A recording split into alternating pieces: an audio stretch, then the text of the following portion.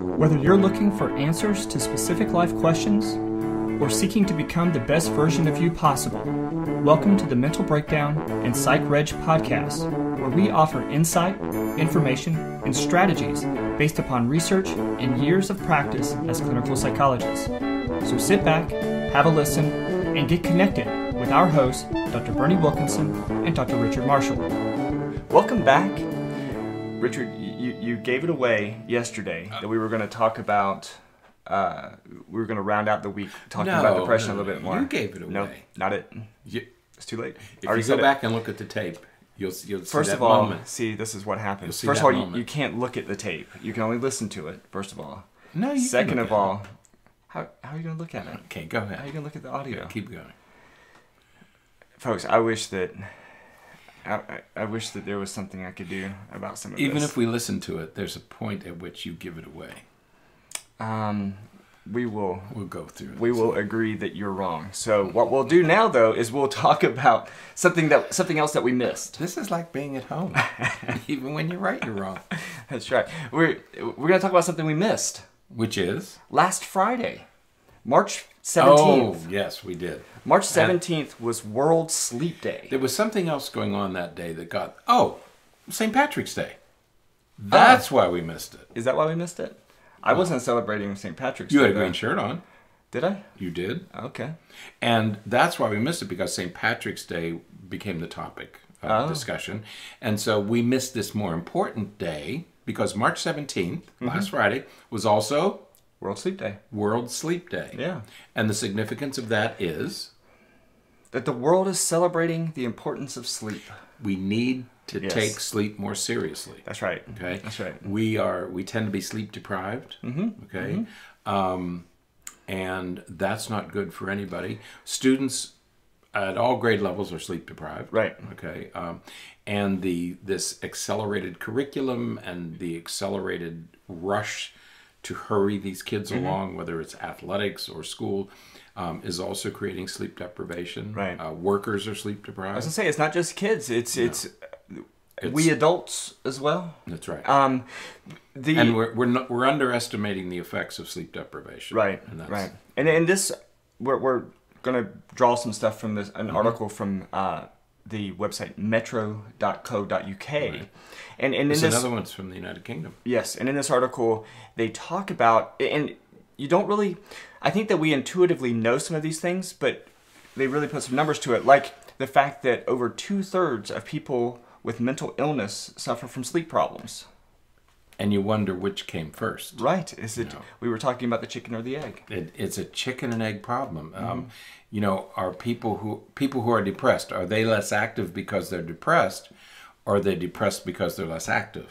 I had a patient the other day, I mentioned it in our last podcast, that he said when he's more active, he has fewer symptoms. Right. Okay. And it's the same with sleep. Okay. Which came first? Right. Because we know that poor sleep is associated with depression. Right. We usually think of it as if you're depressed, you don't sleep well. Maybe it's the opposite. It could be the opposite. And so we're just going to spend just a little bit of time today emphasizing, re-emphasizing, 'cause we've talked about it before, Yeah. the importance of sleep. And again, if we think about some of these podcasts that we've done over the last few weeks, we've talked about diet, the diet that was proven Right. through research I have to write these down. to improve to improve depressive symptoms. We talked about the article that reviewed studies that demonstrated that being active and engaged in activities will improve depressive Right. symptoms. We've talked about how managing the way that you think about things improves depressive symptoms. Metacognitive therapy improves. And today we're just going to round that out with sleep. Because when we sleep well, our mood improves. That's right. That's right. We often talk about babies. We say a tired baby is a cranky baby. Right. Okay. A tired adult is a cranky adult. Usually. I think they're the same. Did you sleep well last night? See? So I think it's the same. I See? think that a cranky adult probably isn't sleeping very well. I agree. And of course, insomnia is the most common way that we see sleep problems. But sleeping too much is a problem as well. Right. So we have to keep that in mind. This is another riding Little Red. Who was that? This is great. You need to get some sleep. It's Goldilocks. Goldilocks. But just the right amount. Just the right amount. Too much sleep, Yeah, too little right. sleep. That's right. But it also has to be restorative sleep. Right. So it can't be too much, too little, or not restorative. You're not getting a Right. good night's sleep. You might Right. sleep 8 hours, but not be refreshed. Right. Because And it's any of well. you who have sleep apnea knows what that's like. Because you may technically be asleep, put it in Right. quotes, for 8 hours, but your body wasn't really resting asleep for 8 hours. No, your 'cause brain you're wasn't. up and Right. Your You brain didn't go wasn't through all the redoing different itself. stages. And so Right. there's 5 stages of sleep, and I don't know if most people know that. I don't think that they do. Right. The first 2 stages of sleep are that first, when you first go to sleep. It's very, very light sleep. If you wake up during those stages, you wake up, you're generally not groggy, you're able to get up and get going. Right. The 3rd and 4th stages is the really deep sleep. And if you get awakened in a deep sleep, you're cranky. ooh.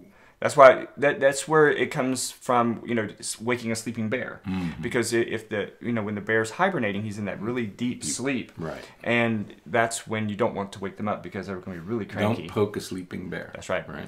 Now, the stage 5 is REM sleep, REM, rapid eye movement. This is where you're dreaming. And when you're in REM sleep, your brain is functioning as though it's awake. Right. I mean, on neuroimaging, your brain looks like it's awake. Right. It's just that there's this little switch that turns on that doesn't let you move. Right. Doesn't let you act out. Now sometimes you do. sometimes that switch isn't completely That's right. It doesn't flip and completely. so that's where we walk in our sleep and we talk and move around and act out our dreams a little bit. Hit But, somebody else. Yeah, it's not good stuff. Right. But it's so fascinating because what happens is we were talking a little bit about sleep medications yesterday. Sleep medications are really good sometimes, but for most of us, they're not very good, especially not very good over a long period of time. Right. Because Well, we they get put those- you. Yeah. they put you to sleep, but we get those really weird symptoms. Right. We've heard of people who, in their sleep, they will get up and eat. They'll go cook. We've even heard of stories where people will go driving while they're asleep. Because again, especially during that REM sleep, their brain really isn't. It doesn't turn off the motor areas, and so we act out what we're doing, what we're dreaming, and so they'll go get in the car and they'll go do stuff outside. It's really dangerous.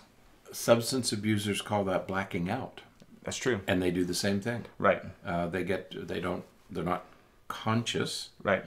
but they will get in their car and drive. They'll be awake. They'll go eat food. They'll Right. go and buy food because they're hungry, and they have no recollection of it. Right. Yeah. Yeah. There have been reports, and it's been substantiated, of people who, commit crimes while they're asleep. Right. And it's because sometimes of the side effects of some of the medications, or it's because of some type of sleep disorder or something. Right. So. No, it's really we don't fully understand the pathophysiology Right. yet. But it's fascinating, and these medications will put you to sleep, but that's not going to guarantee that you're going to have that 5-cycle sleep pattern Right. all night that makes you feel better in the morning. Right. And that cycle to get through all 5 stages takes a couple of hours. Right. And in fact, one of the reasons, or one of the ways in which we came up with this idea of 8 hours is because if the cycles take about 2 hours, Right. it takes about 2 hours to get through all 5, and so you want to go through it 3 or 4 times a night, Right. and so 3 or 4 times a night. So then you 4 get times a end night up would be 8 hours. 8 hours. And so that's where a lot of that comes from. But the challenge that you have, and so this is just a little bit of a strategy that you can try. Right. If you're the type of person that has a really difficult time getting up in the morning, it may be because of the time at which you are in your sleep cycle Right. when you're trying to wake up with your alarm clock in the morning. So if you find yourself find it very difficult to get up in the morning, maybe shifting your bedtime a little, like maybe 30 minutes earlier. Right. You may be able to shift it such that you are finishing that REM sleep or that deep sleep by the time your alarm clock goes off, and then you're in the lighter, getting into that lighter stage, stages 1 or 2, and it's going to be much easier for you to wake up during that time. Right. So just that little adjustment may make a difference, and it has nothing to do with it. It has nothing to do necessarily with getting that extra 30 minutes. It just has to do with where you are in the sleep cycle. It may be that, and you can do this with your children too. If children have a hard time getting up in the morning, go to bed a half hour earlier, or maybe a half hour later. Because it's not the amount of time that they're sleeping. Right. It's that we're trying to wake them when they're in that trough, in that deep trough.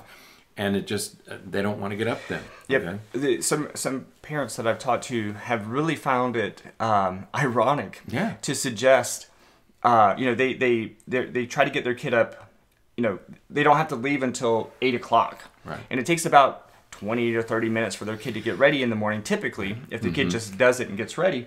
But they have to start getting the child up at 7 o'clock, they say, because it takes so long for the child to get going in the morning. Right. And so one of my first recommendations is start waking him up at 7:30. Wake him up at 7:30. Because if you wake him up at 7:30, he may be through that sleep cycle, and he's going to be able to be fully. He's going to be able to wake easier. So then he's going to be able to stay awake and not have to 5 more minutes. None of that stuff. He's going to be able to get up and get ready and. Be more compliant and less irritable. And of course, drugs and alcohol also affect this. Hopefully your child isn't doing any of those things. But if you're an adult, that's true. Eating and drinking late at night will interfere with these sleep cycles. Absolutely. Okay, so be careful. You're really better off going to bed on an empty. Most of us are better off going to bed on an empty stomach, with no alcohol. Because both food is going to make you. It's going to energize you. Okay, which you don't want to do when you're sleeping. And alcohol interferes with this sleep cycle, as do drugs. Kids who are on medications, I don't know whether stimulants do it or not, but I know that antipsychotic medications and mood stabilizers will interfere with the sleep cycle, and kids will get something called sleep inertia, which is even a longer time to wake up. So it may be mid-morning before they become fully conscious because of the medication effect. So consider all these things as you try to do this. But if they're not complicating factors, moving your sleep 30 minutes might be the solution. And maybe all you need to do. Right. Yeah. So, all right. Is that it? Yeah. Well, that's it for this week. More we could talk about, but again, sleep is one of these things. It's one of several modalities that we need to use when we're battling mood disorders. Yep. So it's an important one. That rounds out our discussion of things that you can do at home to help with your mood. You don't need medication. You don't necessarily need a therapist or anything. You may want some support, and if you want to go talk to somebody, do it, because it helps. Sometimes to get that stuff out. If you don't have anybody else in your life, especially to talk to, definitely go in and see a therapist. But do not suffer in silence. Absolutely, please do not suffer in silence. There's plenty of people to talk to. Before we leave this topic, melatonin. Yes, many people believe that melatonin is a soporific, that it puts you to sleep. No, nay. What was that word you said? Soporific. 20th century, 21st century. That sounds like an 18th century word. Soporific. Melatonin is not a sleeping pill. Right. It's not meant to put you to sleep like Ambien or correct. NoDoz or one of the opposite of NoDoz. Yeah. Melatonin regulates your sleep cycle. It does. Okay. So if you have a dysregulated sleep cycle, and have you ever done that? Have you ever gone off your sleep cycle? Yes.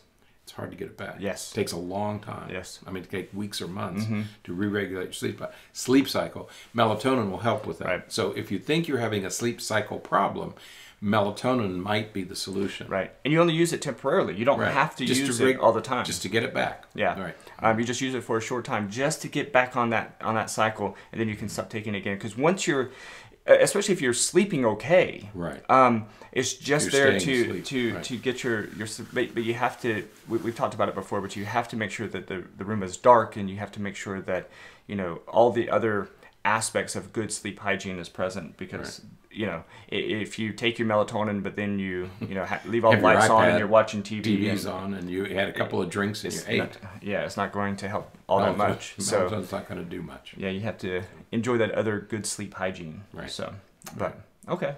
Very good. Anything else? Any other things? I'm not going to take any more chances with you this morning. All right, soporific. Soporific. I'll include a definition of that in the show notes. What does it mean? It's a sleeping pill. All right. Sometimes I'm a soporific. Sleeping my daughter pill is came to so one of my much classes. easier. She said she fell asleep, so I was a soporific. Okay. All right. See, now I know how to use it. You just wait. All right. So I keep handing you these. That's right. You're being very soporific. All right. So until next time, stay happy, stay healthy, and forget to be afraid.